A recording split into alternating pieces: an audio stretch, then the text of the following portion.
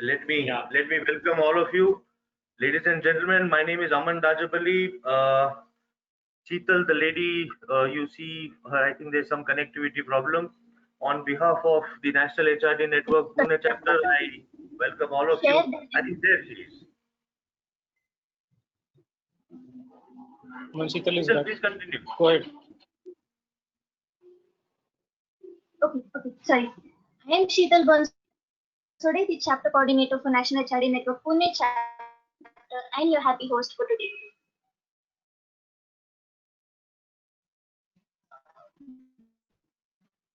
Like most of all the webinars, this one too is going to be divided into two parts, learning session and followed by a Q&A session. But let me remind you, you do not have to wait till the Q&A session to share your questions or your thoughts. You can do that anytime during the webinar using the question panel on the right-hand side of your GoToWebinar player. Now, without wasting much time, let me introduce you to the brilliant panelists, starting with Mr. Manoj Tiwari. He is currently heading talent and transformation practice in IBM India.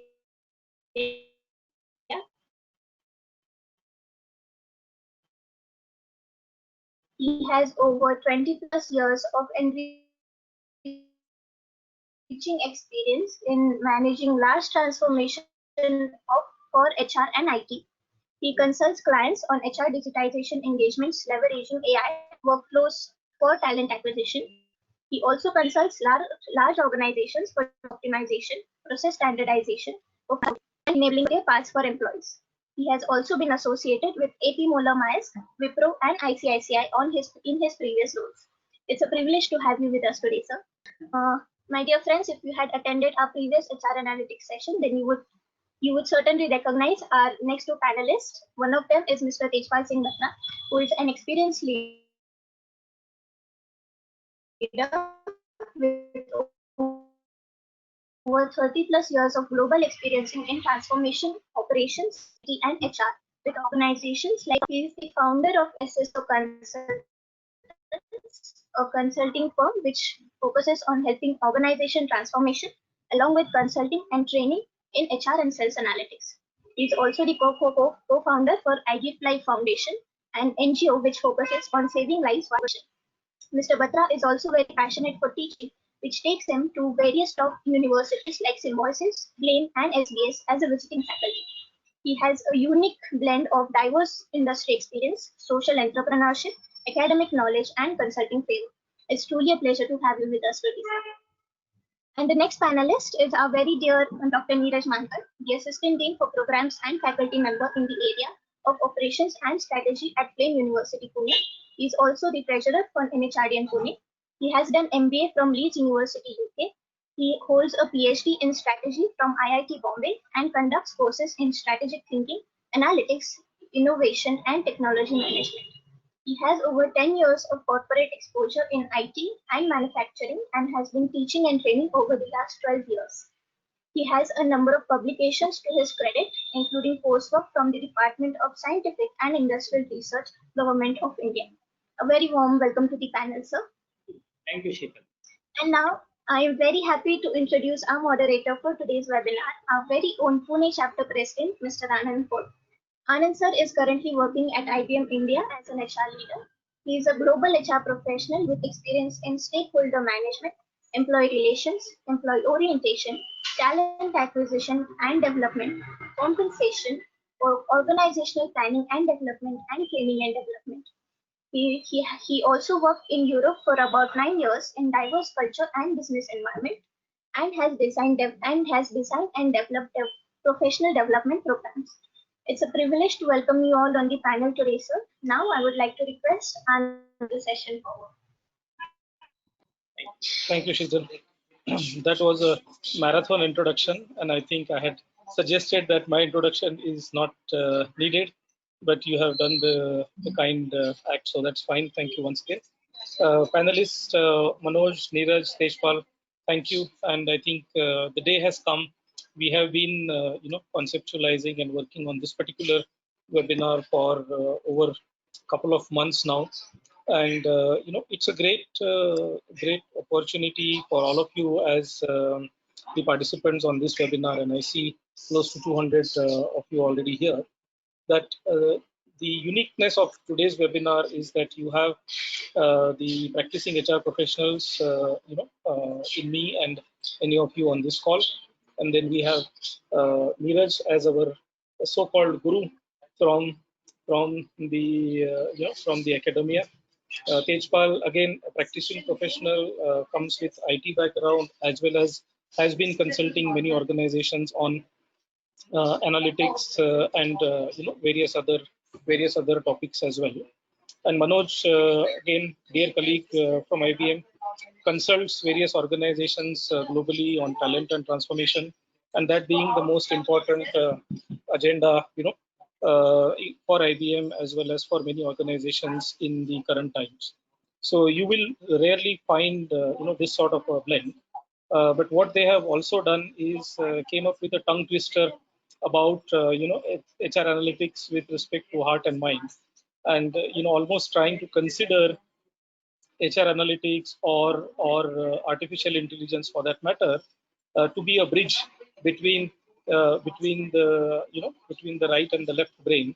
And through next 1 hour, we will see if they are able to successfully take us from one end to another, or at least show us the high level view of both sides and create that curiosity about this topic. So with that as a background, I want to ask our panelists that is it realistically possible to create some sort of a collaboration synergy between the right and left brain, and where analytics or artificial intelligence in HR play a role in doing that, because all of us as HR professionals have been labeled for being people who are dealing only with the softer stuff, but organizations are wanting to be data driven going forward, and we have to be hard nuts with the data, mathematics and statistics and whatnot.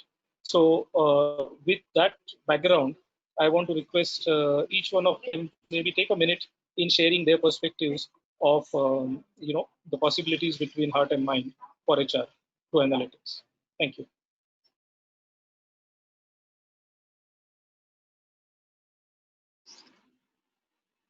Niraj, you can start. We can start with you.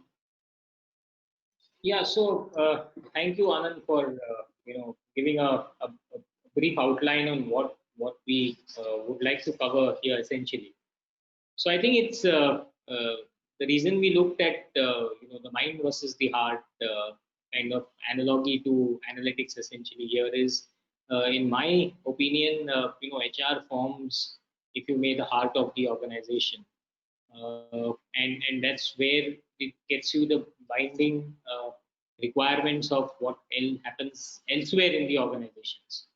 And if I look at it from a decision-making perspective, the analytics data-driven decisions really come from the mind, because that's where you sort of look at data, you figure out what is there with that data, and then come up with your decision points. But what we're trying to get here is that there is a connect between your own experience, what people are doing, what you have gone through, which helps you to connect the mind and the heart together. So from two perspectives, essentially, I think mind versus heart looks into picture. The first one, as I mentioned earlier, is HR does look at the heart of the organization, but can they think through the mind to get into there? And the second part is, when you're making your decisions on your own as an HR, do you use both these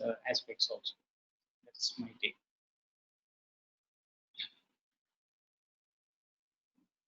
Thank you, Niraj. Tejpal, you want to add something here, and Manoj as well?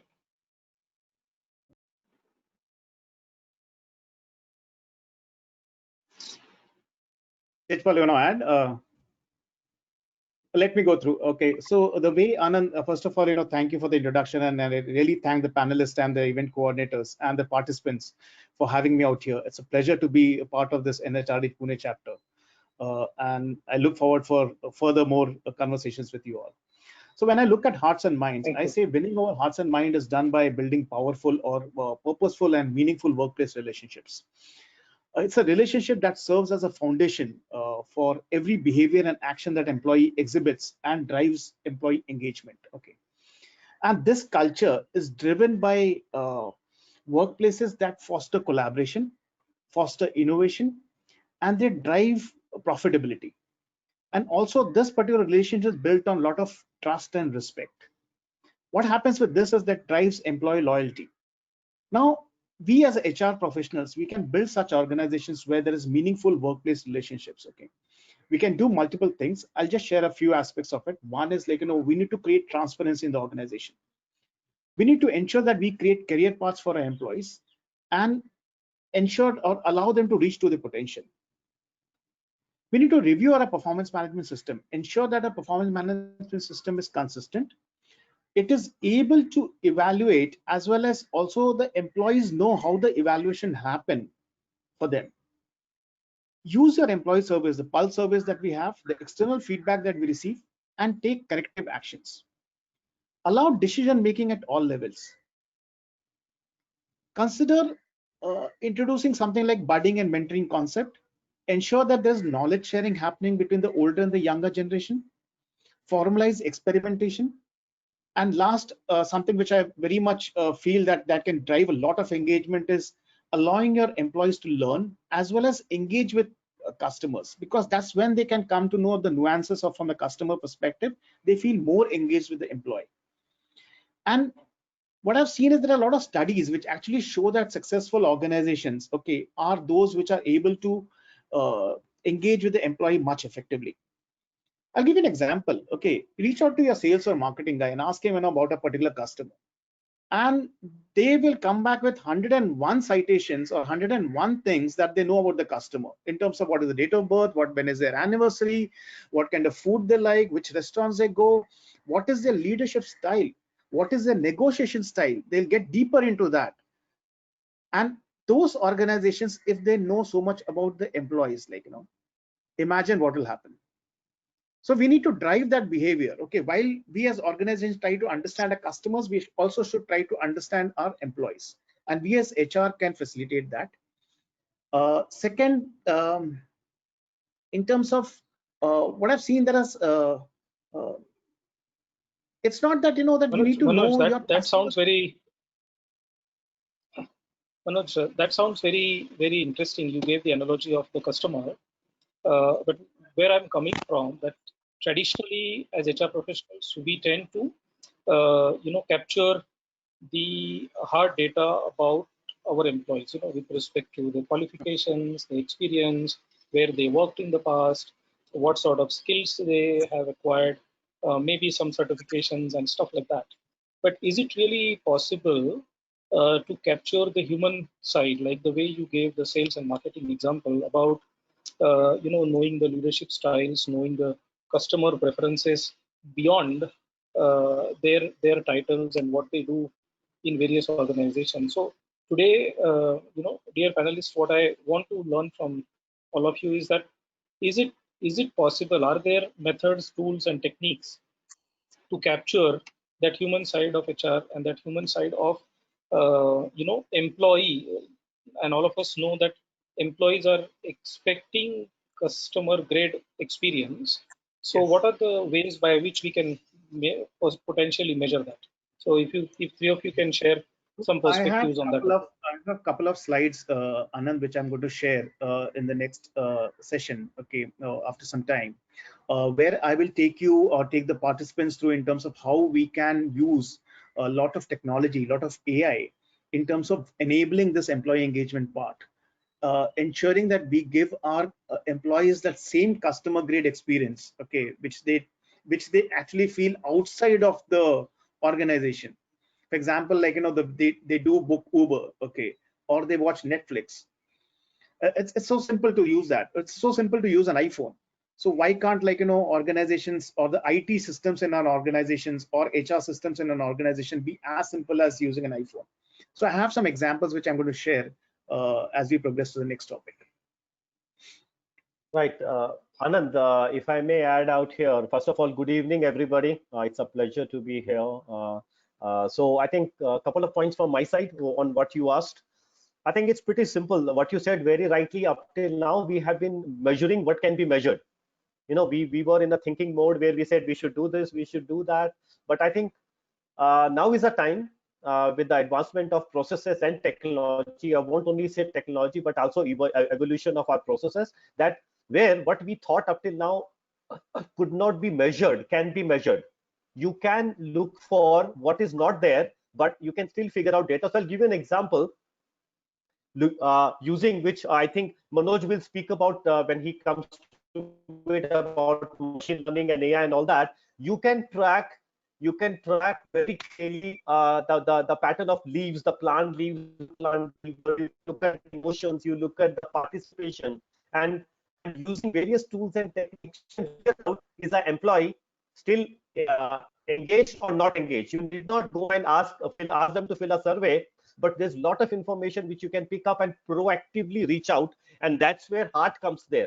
That's where the heart comes, where you're saying, I here believe in my employee, I want their being to be done, that's my heart, but I'm going to use my mind, I'm going to use the process to support my heart so that I can do the best for my employee without even they asking for it. So I think that is what is important, where, and that's why we are talking about heart and mind. Just two examples. There are two ways of doing it. It is heart and the mind. So which is that you think of something of well, then you bring in a process, which is the mind. Where do you want to change behavior? The second one is the mind and the heart. You want to change the process, but then you want to use the heart. So how to make it easy on the employees to accept the change. So this combination could be two ways. That's my input here. I think Anand, Niraj, you want to add your perspectives on this about very sort of what briefly. Type of human elements? Yeah, I'll be very brief with this. That it is not, capturing the, like Manoj mentioned, you also spoke about, can you actually capture these elements and really? But if you look historically how the field of analytics has evolved, essentially, fields other than business, for example, anthropology, fields like, let's say, psychology, which HR is very close to, have traditionally been using different, methods of capturing stuff which we thought cannot be captured. If I take, very simplistic examples from marketing, consumer behavior, which we all know for has been perhaps one of the leading sort of fields when it comes to analytics and creation of products and services using data. If you see in marketing attitude measurement, in marketing behavioral measurement, in marketing areas, personalities are measured. People are grouped together based on that, where segmentation targeting actually happens. Now, HR traditionally, if you look at where it comes from, has tried to capture personalities.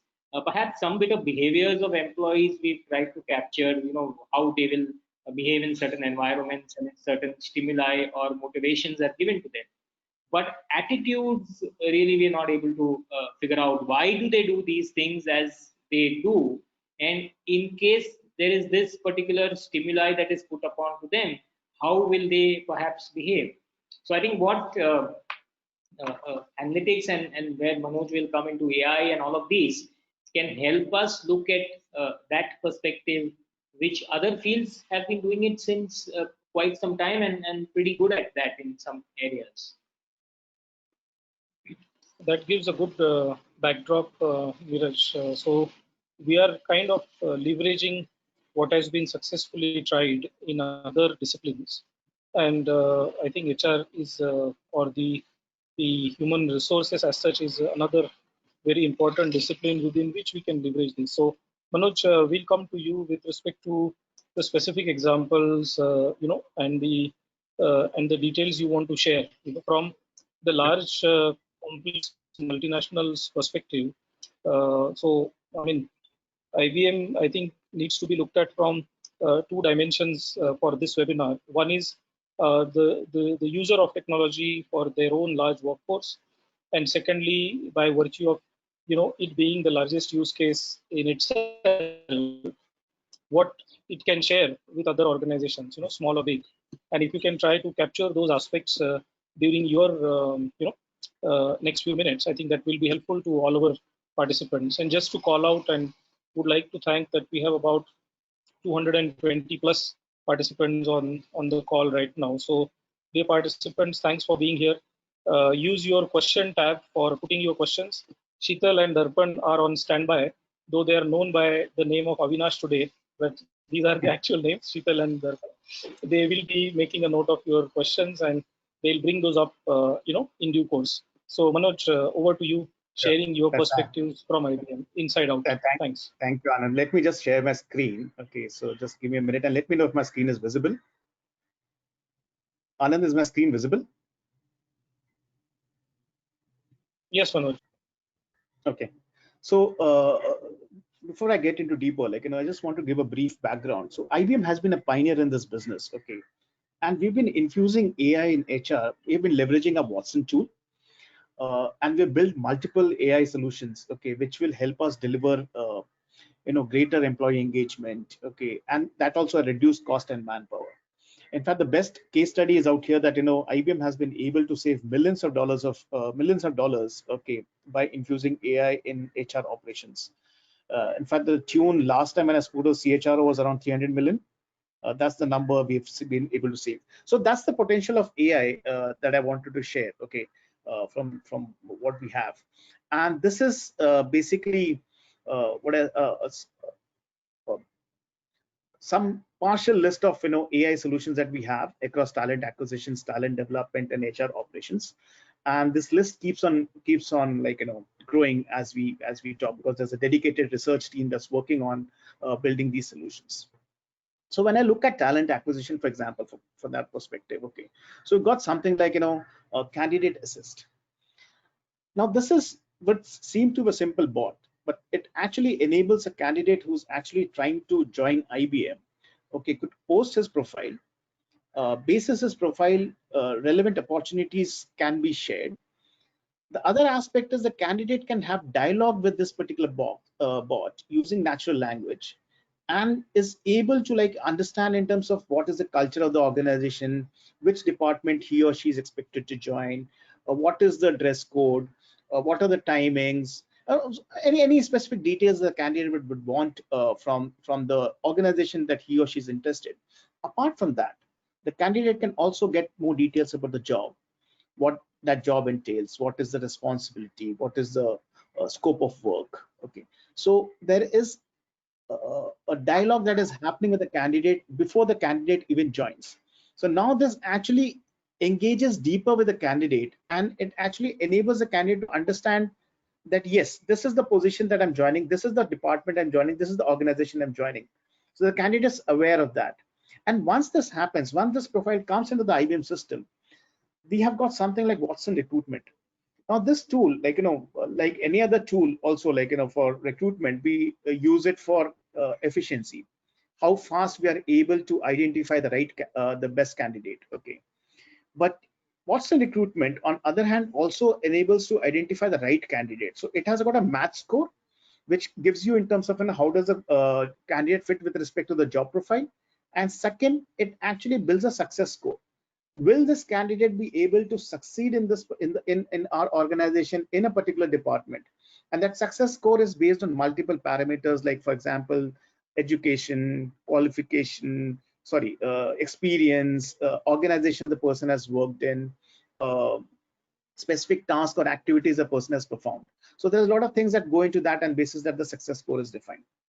So that's one area that you're doing. We're engaging with the candidate. You're actually deep diving deeper and bringing that human element of the candidate as part of the whole conversation that we're having. Second is we've got something like Watson Career Coach. Now this is something Manoj, that enables. Manoj, sorry to interrupt. On the previous slide, just want to check it out. That do we also compare it with the internal success profile. So somebody who has done well in the organization, They do and compare. if not for us, for other organizations, if they want to have like an ideal profile who has worked in their organization well, and try to compare the so-called, don't want to use the word clone, but somebody who is very similar to that person from the mix of the heart and mind perspective, on both the soft and the Sure. hard skills perspective. So the Is data it needs to be curated. Yeah, the data needs to be curated. Yes, we do that. And what we've done is over a period of time, we have curated that data to assess the success score. For example, like, if I need somebody in sales in the Western region, then I would look for somebody who has passed out of IIM Ahmedabad, has worked in organizations like TCS, Accenture, Capgemini, or HP or other places, and having performed a specific kind of roles and having managed specific accounts that I would like to look for. For example, somebody who's managed SBI in West region. So that would enable me to identify, yes, candidates coming with similar kind of profiles would succeed basis what we have seen in the organization. So there's a lot of curation of data that happens, and yes, organizations can do that. You could use this particular tool or similar tools. You can curate that particular information. So when you're using AI, that AI is not just looking at the data that is available in the profile, in the resume. It's actually mapping it to the data, or the data that you have generated over many years of your experience working in the industry, in the region. And both that data is now merged, or like, what I'll say, a recipe is made out of it, and then served to the talent acquisition team to recruit. Okay, so multiple permutations, combinations possible. There's a lot of algorithms that work behind which enable that process. Thank you. Go ahead. We also have something like Watson Career Coach. Now, this is a tool that enables us to identify in terms of how I would want my career to look like. For example, like, I want to move a step up. Okay, I want to progress in my career. That's one. Second, I can also be looking at jobs within the organization. I might be looking for for example, I want to become a data scientist. So if I need to become a data scientist, what should I do from a learning perspective? What kind of practical experiences that I need to gain? And also in terms of, what kind of badges or what kind of coaching I need to undergo. So I can go through to this particular site without any intervention of human. It allows me to upload my data. It allows me to, like, share my perspectives, my requirements, and then helps me guide in terms of what my career path should be. And it also gives me a very specific learning path in terms of what all should I perform over the next 2 years, if that's the time frame, in terms of me to become ready for that particular job. And the next one is interesting. This is something that enables us to excuse me, sorry about this.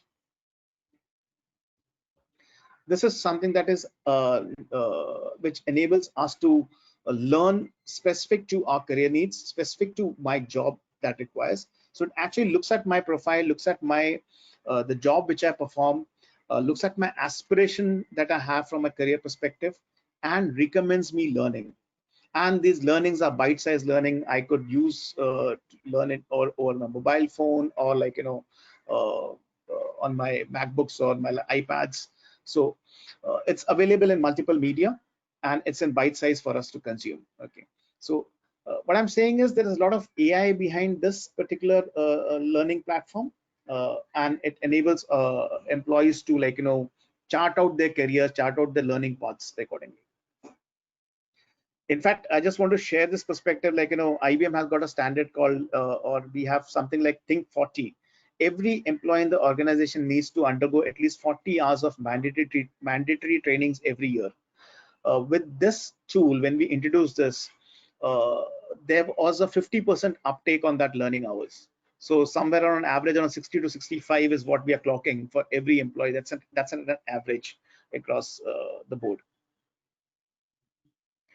And the other aspect or other part where we have infused a lot of AI is on employee care. We've got virtual agent. Today, like, 80% of our request which comes in from employees is managed by the virtual agent. no human interaction. It's purely through this particular agent that enables us. It provides employee informations when they need it, where they need it, at what time they need it. Details regarding leaves, details regarding payroll, pay slips, policies, travel, whatever they need is all available out here. Apart from that, there is a lot of automation and intelligent workflows that are built. So why I'm showing all this is basically because there's a whole gamut of AI that can be leveraged to drive employee engagement. And as we started this topic of hearts and minds, uh, we can build that particular concept by enabling these AI components, which will bring the employee's intrinsic and extrinsic needs into a perspective, and enable the organization to drive that particular uh, culture that I was talking about, engaged workforce culture.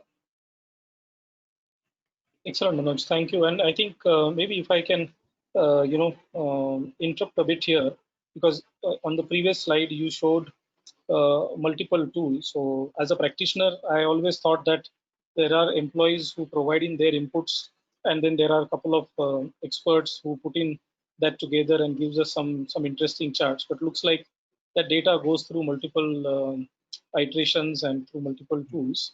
And whatever is said so far, Tejpal and Niraj, if you want to comment on what Manoj called out so far, or should I request all of you to start thinking and talking? I mean, you gave perspectives about the past and the history.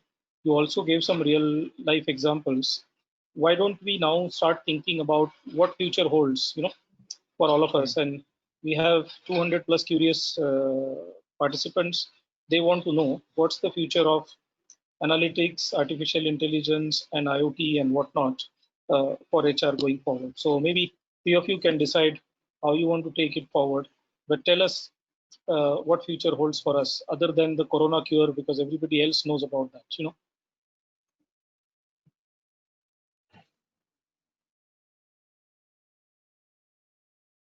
Tejpal, Niraj, Manoj, go ahead. Anand, I've got some slides to share. If I can set the context, and then Neeraj and Tejpal can add to it. Yeah, why not? Just want to check with them if they want to add on anything based on what you said so far. Sure. So give them a minute, or else we can then go to the subsequent slides. I think I'm again, wearing the kind of academician hat here, and Manoj made a very brilliant point when he talked about the intrinsic versus the extrinsic part that we are looking here. So if you look at what has been traditionally done using analytics, is mostly, talking about measurement of behavior that you could see outside, and the way in which the employee would look at. But when we are looking at AI, it captures much beyond the unsaid or the unseen. It actually goes into what the mind. So what Manoj is actually talking about is what the future is going to be, when we are trying to not just get into the visual behavior of the employee, if I may use those words, but more into stuff that they do unknowingly as well, which can be captured by what Manoj perhaps would tell us. Yeah, Anand, I will add after Manoj sends the context again. I will add my inputs after that.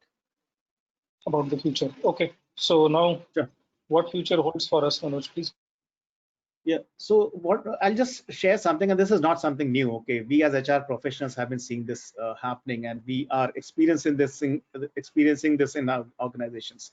So we all know there's a change in terms of how digital is, impacting the work. What is the way work is going to be delivered, the skills that will be needed to be delivered. We're also seeing that experience, the consumer grade experience that employees are demanding from us.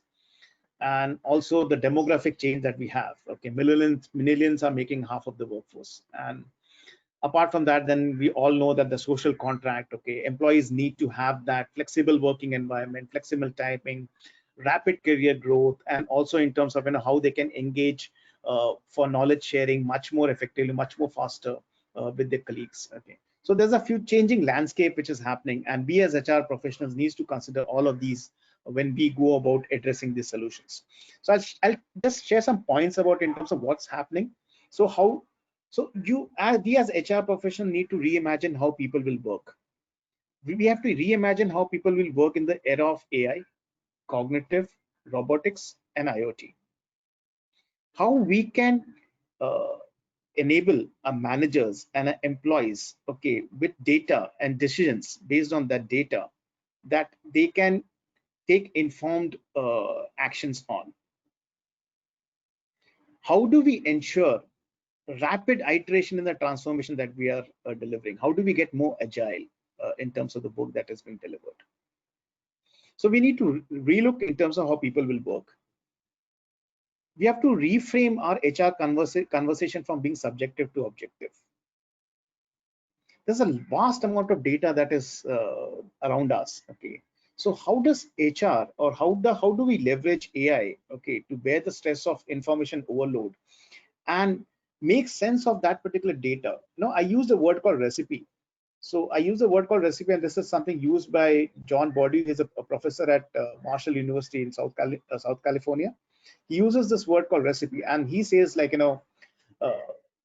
we need to look at data. We need to look at different types of data, and how do you mix that data and form a recipe? Now this recipe then gets consumed by different employees or different leaders in the organization. So how do you make sense of that particular data and enable your employees to take decisions? How do you make personalized recommendations? I, as a manager or as an HR person, okay, would like to take a decision based on specific parameters, specific to a particular employee, specific to a particular employee's needs. So we need to ensure that we use all that data, and then we are able to personalize the complete conversations around that. Also, we need to create future-proof talent strategy. We need to find new talent. We need to see how AI, I was talking about math score and success score. Math score is basis their profile. Success score is looking at in terms of people, how they have succeeded in the organization with similar kind of profile. Upskill the existing talent. This is very important. Talent development using AI. We've got something like, I can look at the skills that is there for an employee. I can map it to the skills database that I have. Look at in terms of where the employee stands from a skills maturity perspective, self-rated, employee-rated, manager-rated, and then look at in terms of what are the development needs for the employee. And all the development needs can then be fed into the learning platform to give personalized learning solutions. And over a period of time, I can also monitor the progress of the employee, how the employee has progressed on each of the skills parameters or each of the competencies in terms of maturity. We do a lot of sentiment analysis of our employees to understand what's happening, what they're thinking, and how do we respond to that. So we need to create a future-proof talent strategy for our employees. And last but not the least, we need to be very people-centric. We need to create our experiences that focuses on delivering moments of impact for our employees, which will help boost up the engagement and productivity. We need to infuse design thinking within an organization, across our organization, that enables people to start thinking from an experience perspective, drawing up personas, and then putting up journey maps in terms of how that particular persona would move through a particular process, and then sharing in terms of what should be the experience that we need to deliver. And also leverage a lot of cognitive and bot solutions while you're delivering this, enables you to reduce cost and give greater employee experience.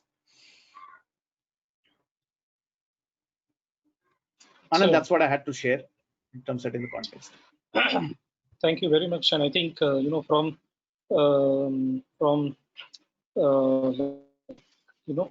one size fit all to individual level consumer grade experience is what the future you're trying to tell us. And I think thanks to you and the other panelists. So Tejpal, I want to come to you because Manoj spoke about things which some of our participants might feel that the big IT organizations like IBM are privileged to have. But I believe you have extensive experience of working with organizations from a small size to big size to a very large size.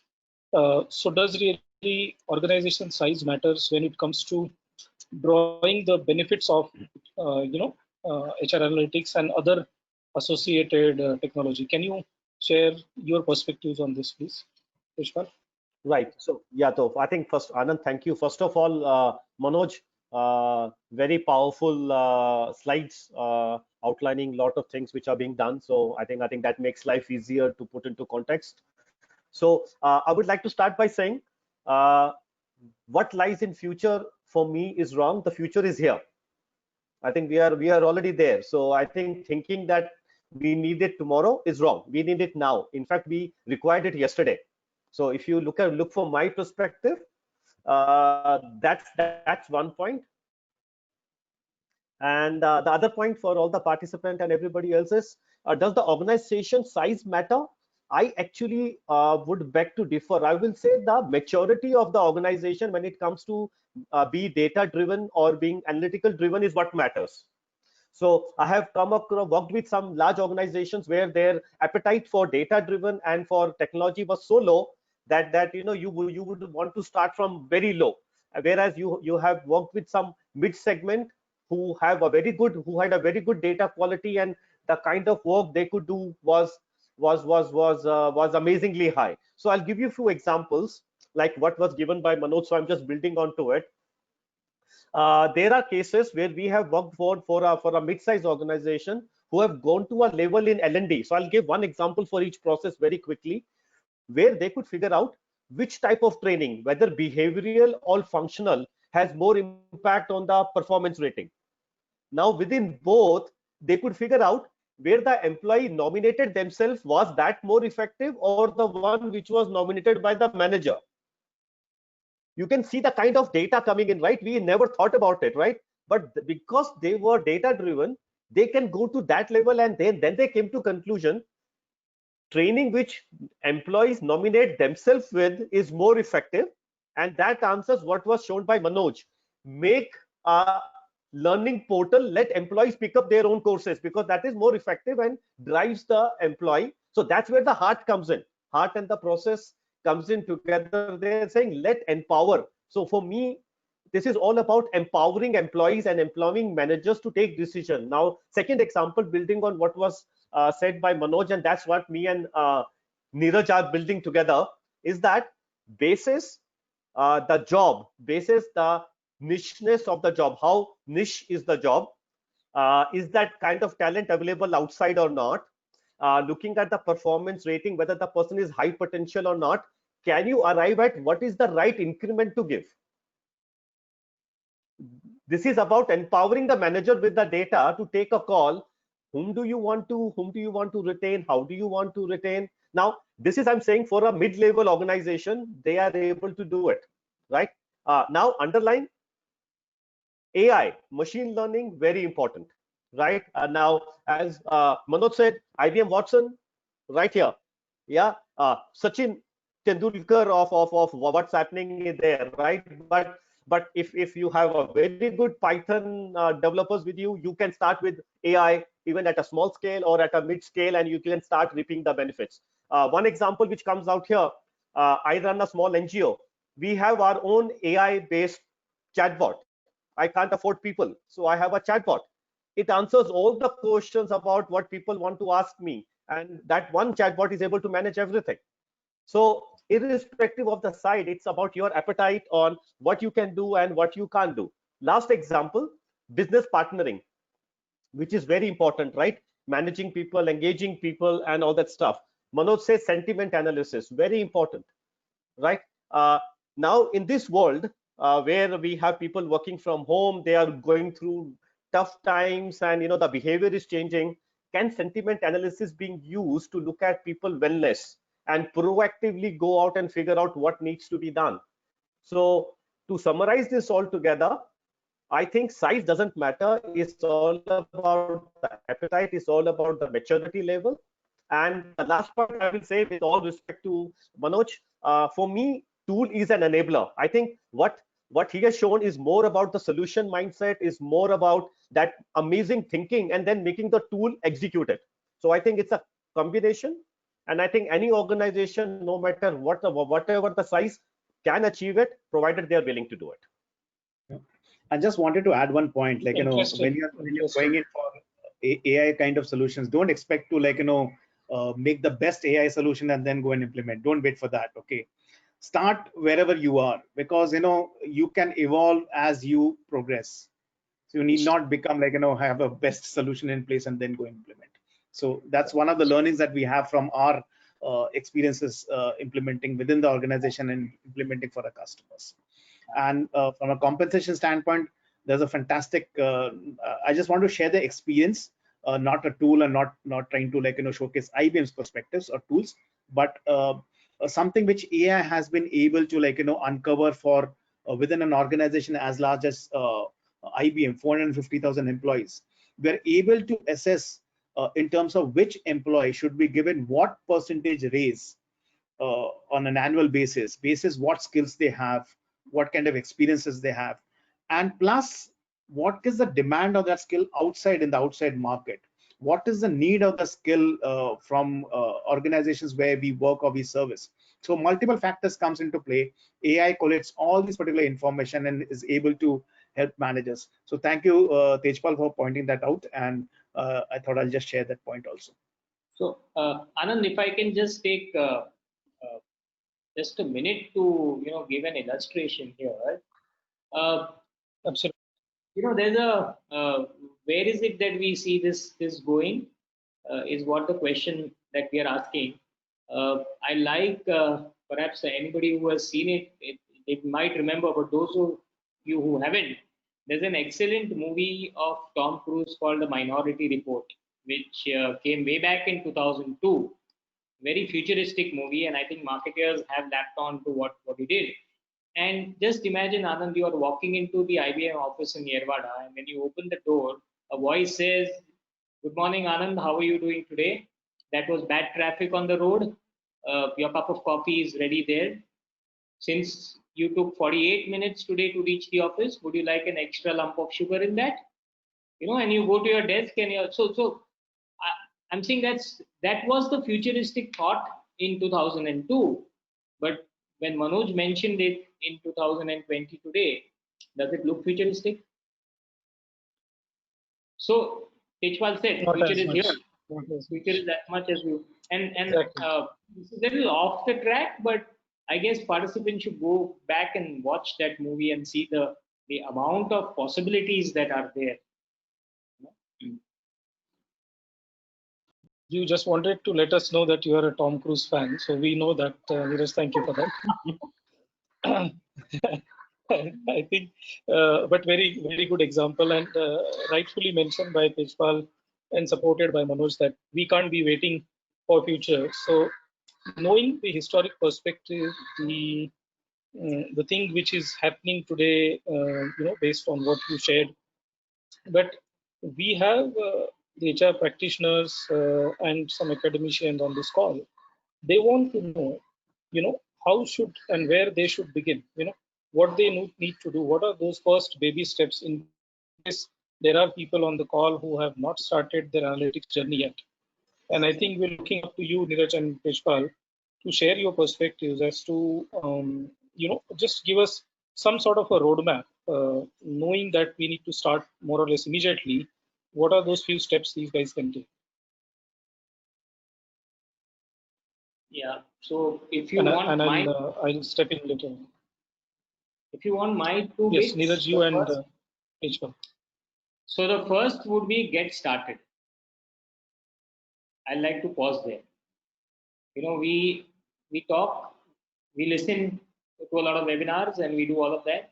That's it. But get started. It's not as difficult. Unless you start, you really not know where your expertise lies and what is it that you need to do. Second is take baby steps at a time. Really, right? Within your organization, how is it that you can progress in your analytical journey? What level would you want to look at in your analytical journey? Start with that. And third, but final is, be the curator of your own analytical skills, and don't let the organization dictate, oh, okay, we are not getting into this at this point of time, so you don't need these skills at the moment. I mean, for an organization perspective, it may not be, but look at you as an individual and see how you could make that progression. Because some time or the other, this is going to come to you. Tejpal, So you are saying that don't expect magic to happen. You can Absolutely. make the magic happen yourself, right? By virtue of taking that ownership of starting that analytical journey. And like Manoj and Tejpal mentioned, that you're not going to import people from other planet who will do analytics, for you. Though it may sometimes sound as if that somebody else, the extraterrestrial force, is looking at you in giving you a lot of that insights which otherwise you didn't know. But all that is created and curated by people around you. Is that what you're trying to say, Niraj? And those Yes, people will be we ourselves. absolutely. Interesting. Tejpal, you want to add anything? Yeah, I think I would basis basis the experience right in teaching and consulting and other part. What I would say here is one thing is there, that please remember, analytics is a skill. It's not a certification. So if you go and do a course and then you go back thinking you can implement analytics, so it is more about hands-on. It's more about knowing why you want to do it. Everybody knows how to do it. Everybody knows regression. If you're an engineer, I'm hoping that you know regression, but can you go back and use it to do what you need to do, right? And all that stuff. So I think it's more about a skill, like Niraj said. You should have started, as per me, you should have started yesterday. So yesterday is gone, start today. Now I think Anand, it was something we spoke some week back. You don't have to go back and wait for your CHRO to say let's start. You can start for what you are doing.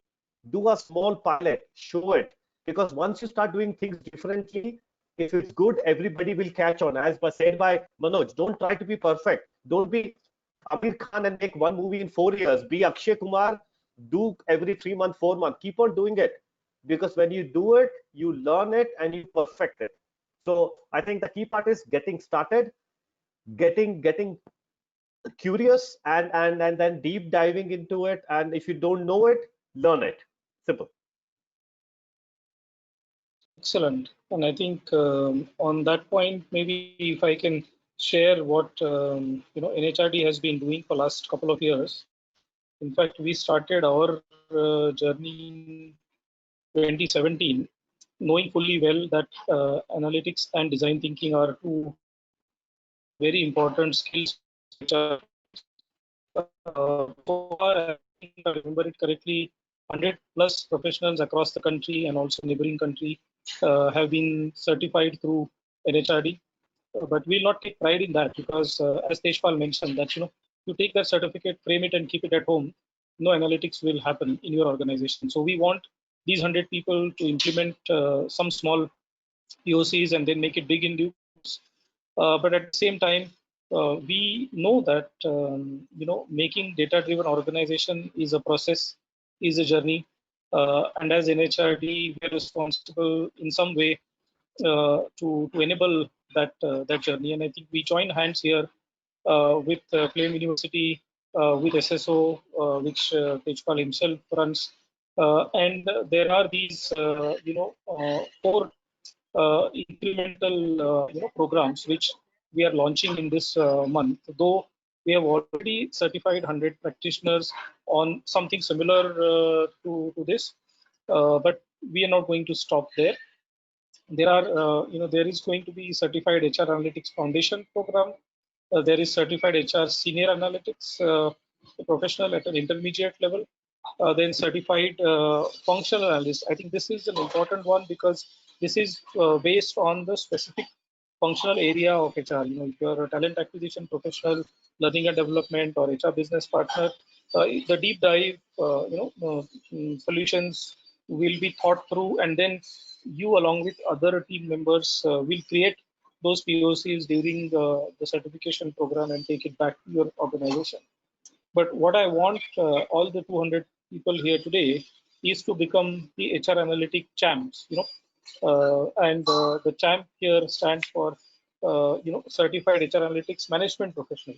So somebody who is, been there, done that, has, gone through the foundation intermediate process, and has taken expertise in more than one functional area, and potentially be the torchbearer in the organization when it comes to creating data-driven processes in their organization. So I hope these courses will help all of you.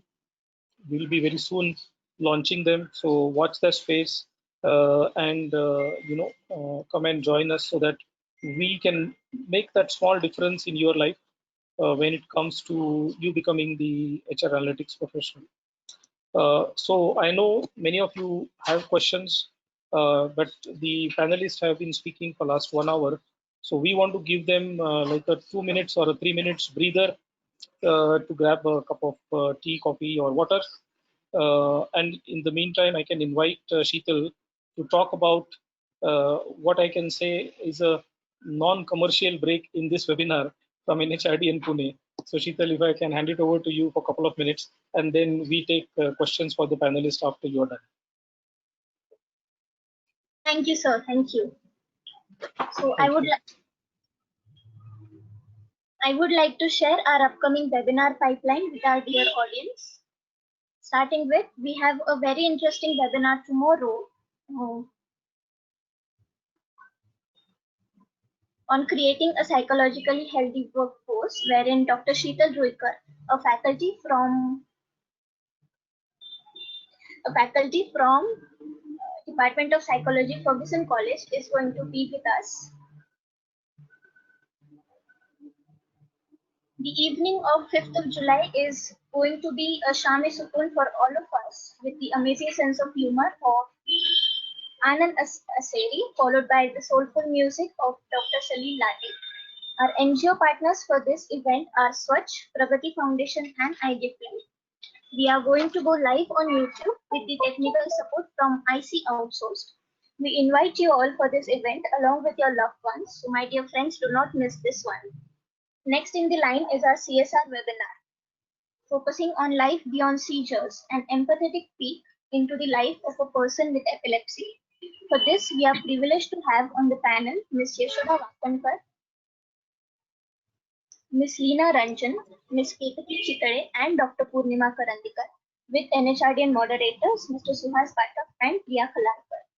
The registration details for all these webinars are now available on our social media handles. You can also call or WhatsApp me on the given number below, or you can write to me on nhdnpune@gmail.com, and I will help you with the registrations. I would now invite Arnaz on screen to talk about iGiftLife.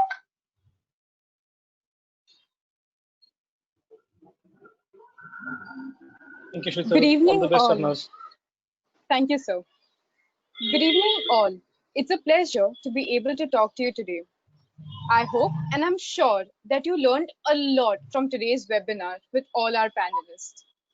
Did you know that in India, the organ donation rate is 8 in 1 crore? And we are a population of 130 crores. What if one of our loved ones was in need of an organ and there's none to be found? We at iGiftLife spread awareness about organ donation. But this will not be possible with fewer number of people.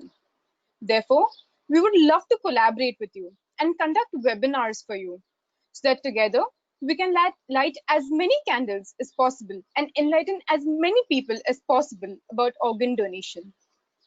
Just like Tejpal sir mentioned before, we have our chatbot, Hope, which is available 24/7 on www.igiftlife.com.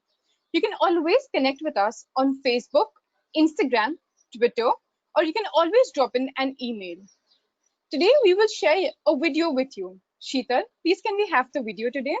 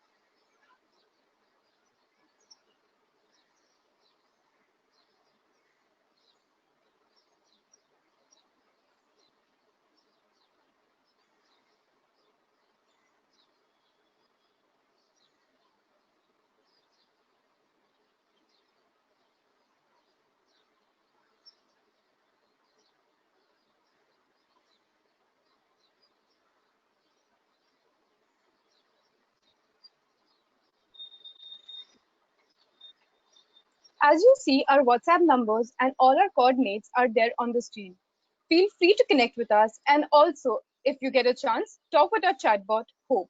I hope you enjoy the remaining webinar with all of our wonderful panelists. Thank you so much. Thank you. Thanks a lot, Anand. So team, with respect to organ donation, as Anand called out, that we have been doing open webinars, but in your organization, if you want our team to come and talk to your employees and their family members, we'll be more than happy to come. Nowadays, using the word to come digitally, because many of you might still be working from home. So we can, use your internal platforms, or you can use our external platforms like GoToWebinar for your employees, and we will be able to do organ donation. Now, coming back from the non-commercial break into the webinar, back again. And thank you once again, Tejpal, Niraj, and Manoj for a very insightful session so far. But we still have not answered questions from our participants. So, Darpan and Sheetal, if I can request you to call out the key questions you received, and if you also remember the name of the person who is asking question, please mention that as well. Thanks. Thank you so much, sir. Sheetal, would you want me to go ahead with the first question? I Yes, guess the sure. silence is okay. Great, great. So after all, it's not silent answer. The first question, respected panelists and Anand sir, you moderated this session beautifully. The first question is coming from Mr. Noshad Ansari. He says a lot of soft data related to an individual or organizational behavior is available if various interactions are monitored and analyzed using AI. Has anything like that been attempted? And if so, can you share feedback on such initiatives, please?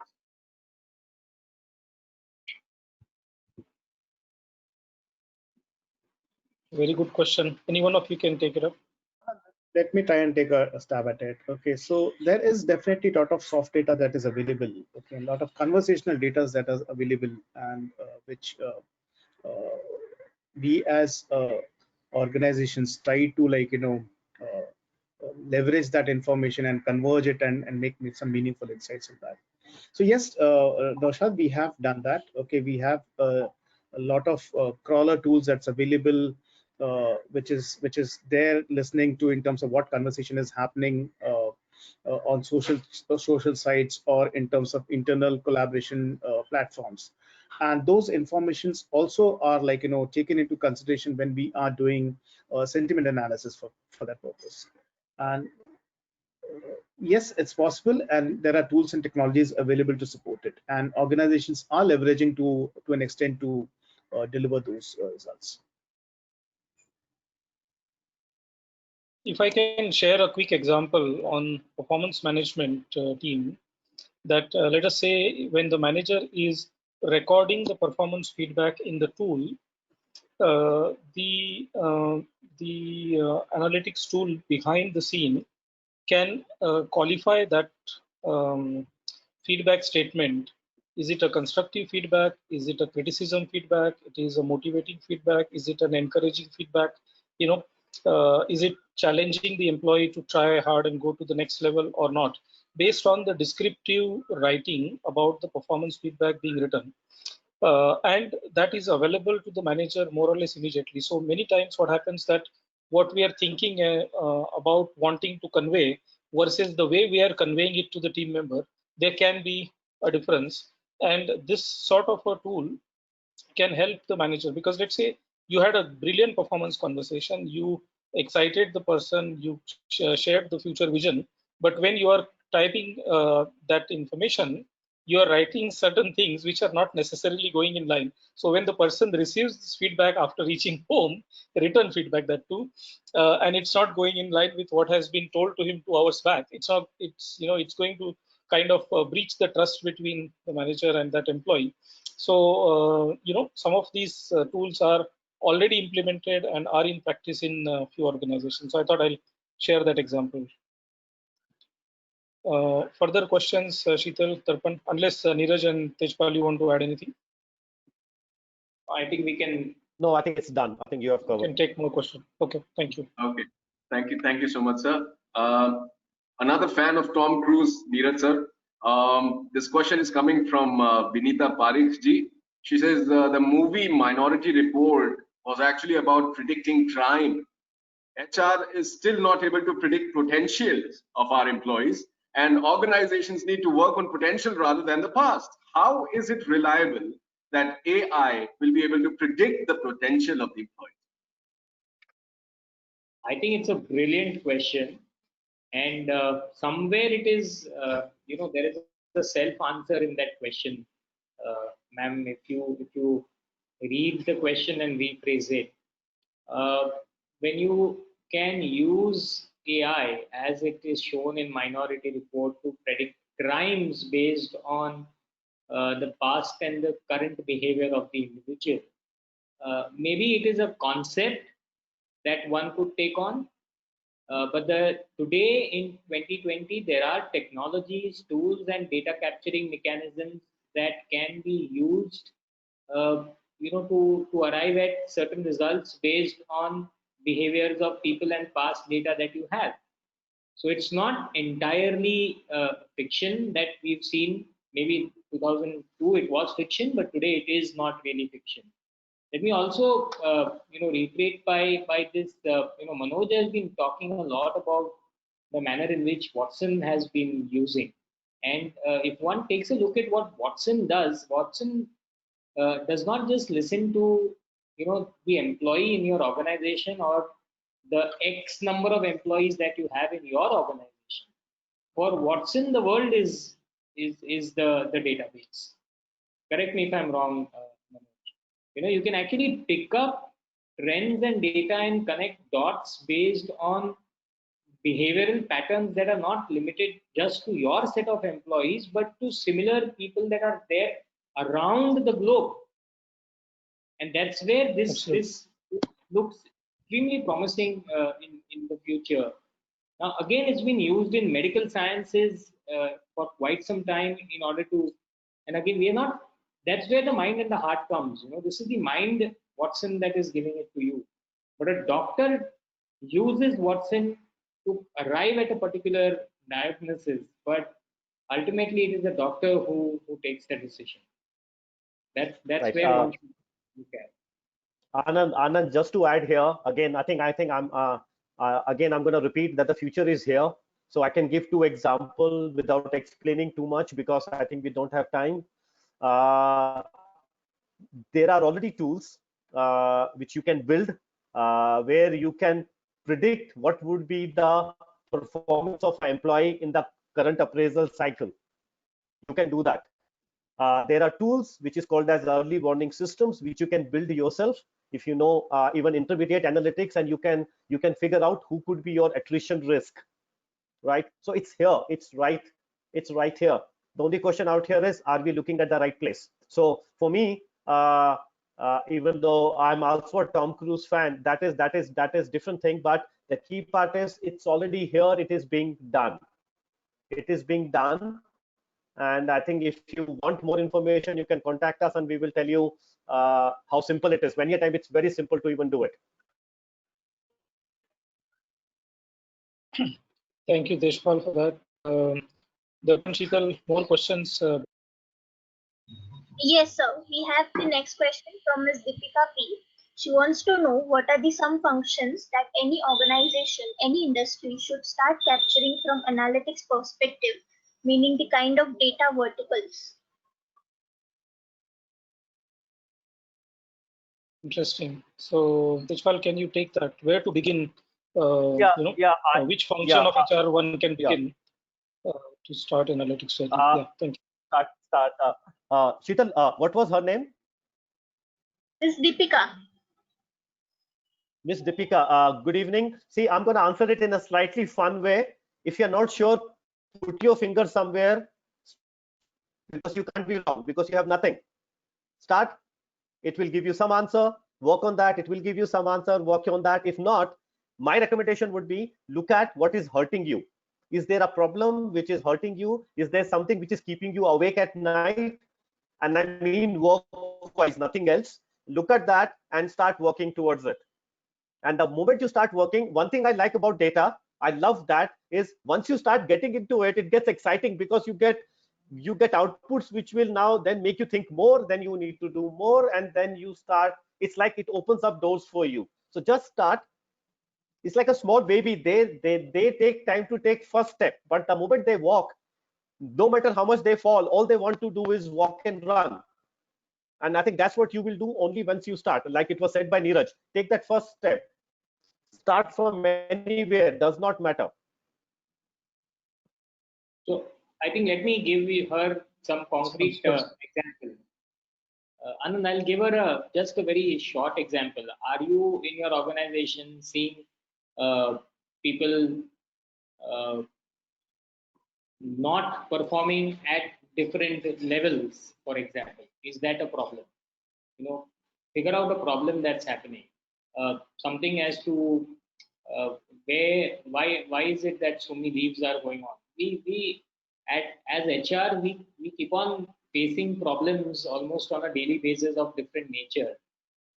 Does some problem intuitively feel to you as worth investigating and figuring out whether this can be there can be some potential into what you think as an HR professional, and then pick that up, find out what we could do on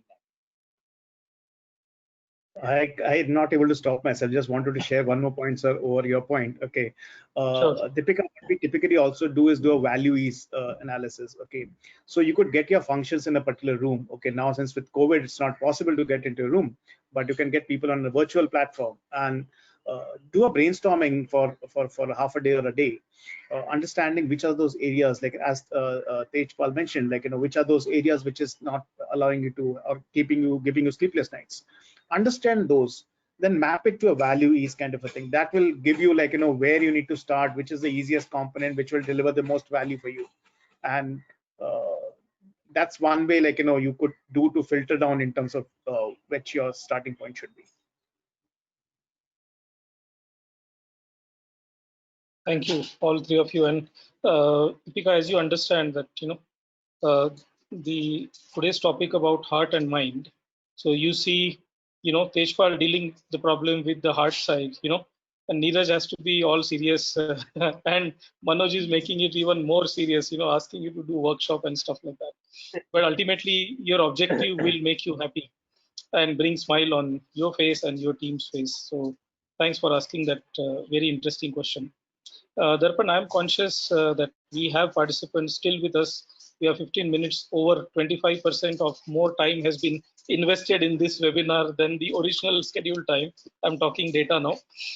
But we can take maybe a couple of last questions because our panelists are kind enough to be still with us in responding to the participants. You can also share those questions. We can send the responses offline if Anand, if that works. So that at least we do justice to all the questions that has been. Correct. So no stone unturned. If we are not able to take up all the questions, then let's take one or two now, and the remaining we'll respond over email. Thank you so much, sir, for such a generous action. We have another interesting question. I would say it interesting because I do not, I cannot see myself even able to figure out where to start answering this question. So, which is why I'm putting this on the desk of the most able people I am around with. This question is from Mr. Vikram. He says, please elaborate about sentiment analysis and the metric correlation with key business KPIs. This has been asked by Vikram.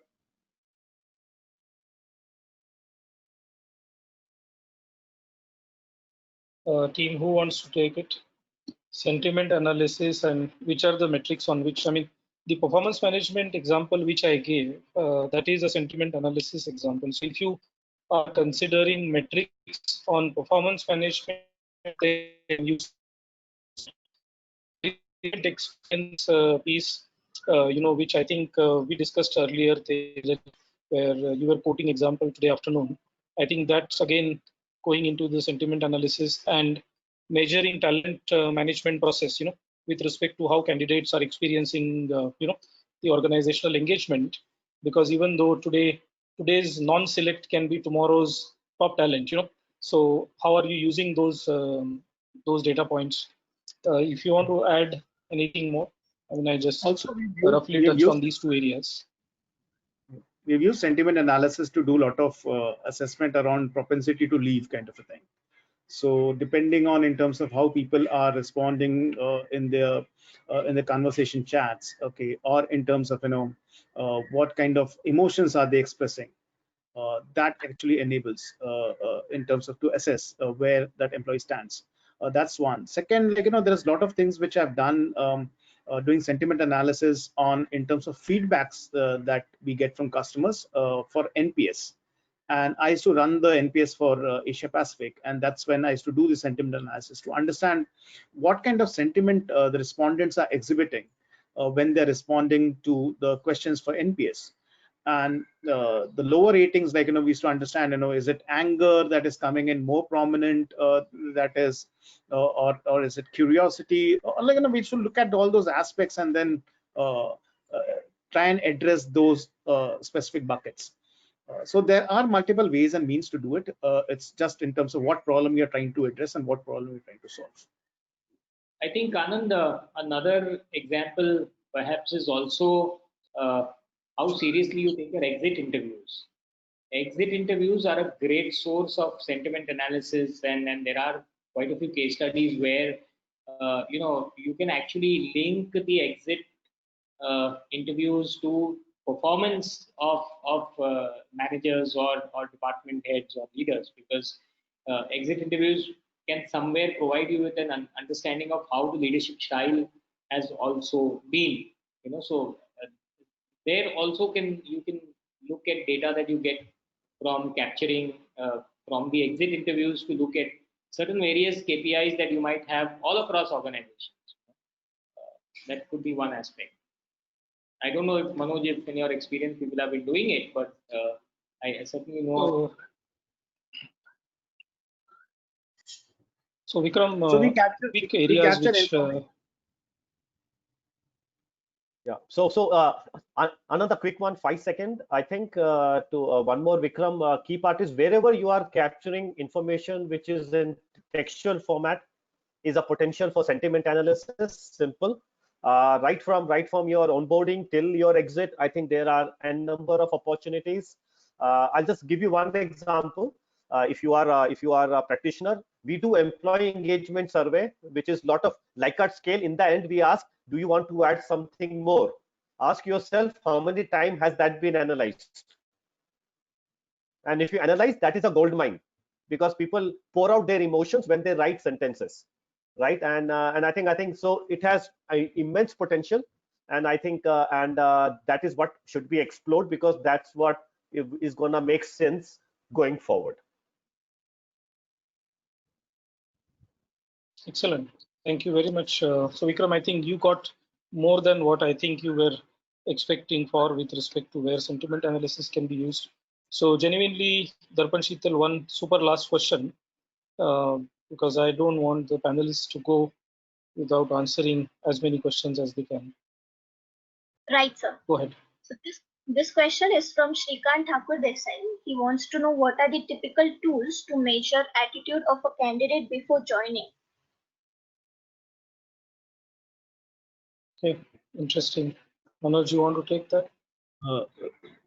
Before joining or during interviews itself, because there is a lot of AI assessment that is being done. In fact, IBM has a tool that we use for doing video assessments. Okay, and we use a lot of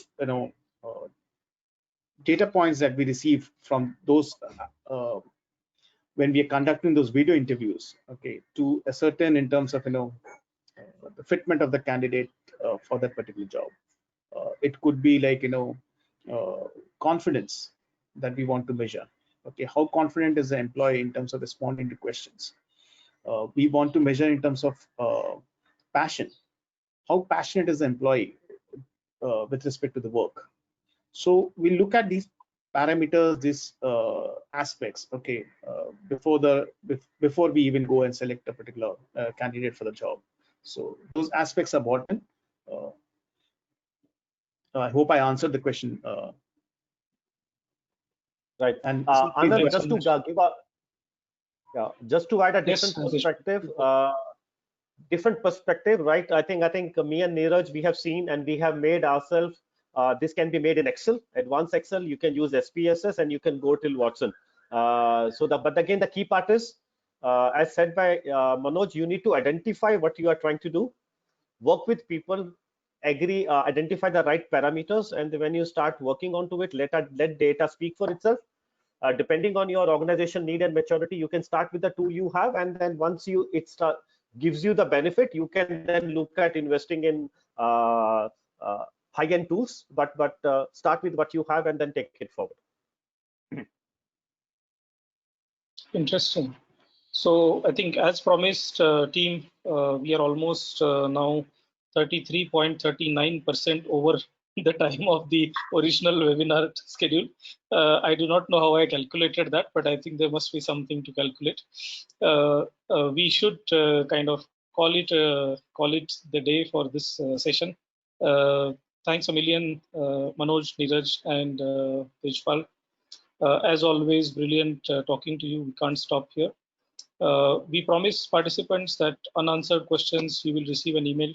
Darpan and Sheetal, million thanks to you as well to make sure that all the logistic and backend works seamlessly. Without you, it wouldn't have been possible. Aman, thank you once again for being a great support in everything you do. You're out of the camera and right now, and we can't see you, but I know you have been a key contributor for this. So, and all the 200 plus participants, thank you. We wish you a great analytics journey whenever you begin. As per Tejpal, you should be ideally starting it today. Okay. So with that, thank you. Have a great evening and great weekend just coming around in a couple of days' time. Thank you. Thanks, team. Thank you, everyone. Thank you. Thank you. Bye-bye.